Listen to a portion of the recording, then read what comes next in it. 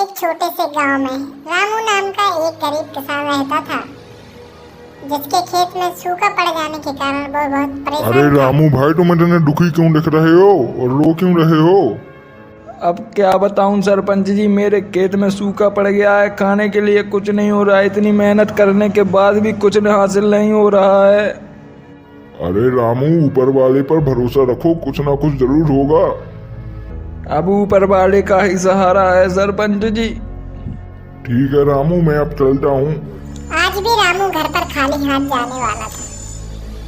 वो 3 दिनों से ना उसने कुछ खाया था ना कुछ पिया था।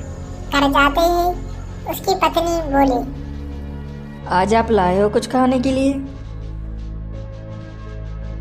भगवान, कहाँ से ले आऊं खाने के लिए? खेत में तो सूखा पड़ा है, पूरा खेत बंजर हो चुका है अपना। पापा लो क्यों लाए हो आप? लो क्यों लाए हो पापा? ये जी आपको पता है क्या, बहुत दिनों से हम सब ने पेट भर के खाना तक नहीं खाया है। हमारी परिस्थिति कब ठीक होगी? मम्मी आप दुखी मत हो, मेरा पेट भर गया। मम्मी पापा आप ऐसे मत रो। पापा मैं आपके साथ खेत में काम करूंगा, हमारी सारी परेशानियां दूर हो जाएंगी। पापा आप मत रो। पापा देख रही हो भगवान, अपना बेटा बड़ा हो गया है, बाप की मदद करने की बोल रहा है। बेटा चिंटू, तुम रो मत, कभी ऐसी जरूरत नहीं आएगी। आराम कर, सो जा तू। भगवान चिंटू को सुला दो। बेटा चलो जल्दी सोने को।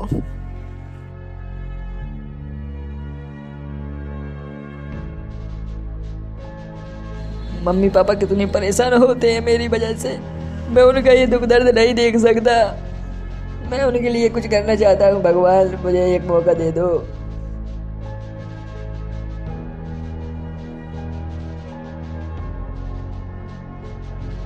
चिंटू सो गया?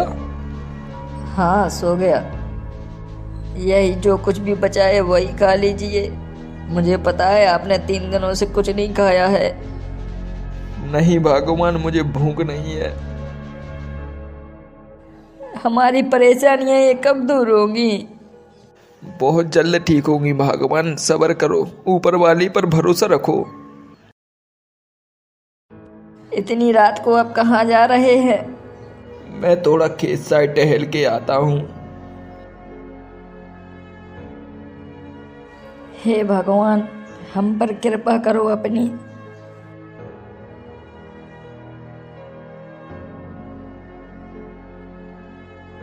हे ऊपर वाले, कैसे दिन दिखा रहा है तू मुझे। एक रात रामू सो नहीं पा रहा था। वह अपने खेत में जाकर बैठ गया और सोचने लगा, काश मेरे खेत में कुछ ऐसा हो जाए कि मेरे परिवार को भूखा ना सोना पड़े। और वो यह सोचते सोचते लेट गया। अचानक आसमान में एक रोशनी चमकती है। रामू उस रोशनी को देखकर हैरान था और डरा भी था। रामू, मैंने तुम्हारी मेहनत और सच्चाई देखी है। मैं तुम्हारी मदद करने आई हूँ। परिमा, मैं बहुत गरीब हूँ और मेरे खेत बंजर हो गया है। मैं अपने परिवार का पेट भी नहीं भर पा रहा हूँ।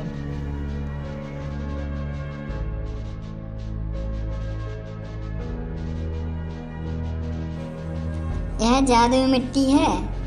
अब तुम इस खेत में जो भी बीज बोओगे वह सोना बनकर फलेगा। लेकिन रामू, एक बात याद रखना, यह जादू तभी काम करेगा जब तुम अपनी मेहनत से इसे सींचोगे। परिमा, आपका बहुत बहुत धन्यवाद।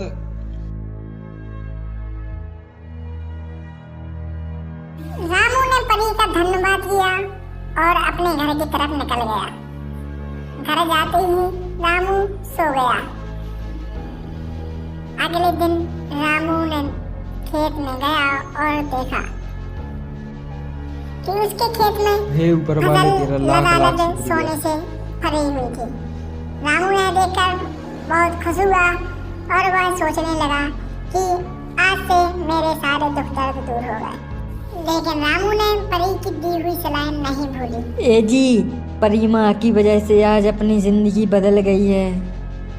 हाँ भगवान, तुम सही कह रही हो, परिमा ने अपनी जिंदगी बदल दी। लेकिन एक बात याद रखना, कभी किसी गरीब को अपने यहाँ से खाली हाथ मत जाने देना।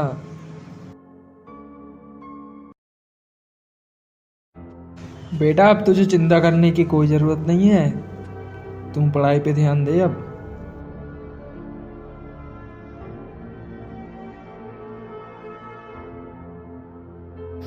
उसने खेत में से थोड़ा थोड़ा सोना अरे लिया रामू और भाई, अपना गुजारा आपको चलाने आओ। लगा।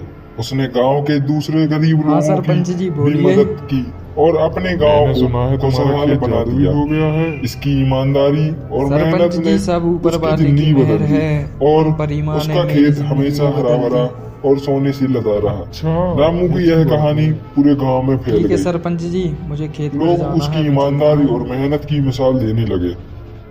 इस तरह एक गरीब किसान अपनी मेहनत और सच्चाई से जादुई खेत का सही इस्तेमाल किया और सबके दिलों में जगह बना ली।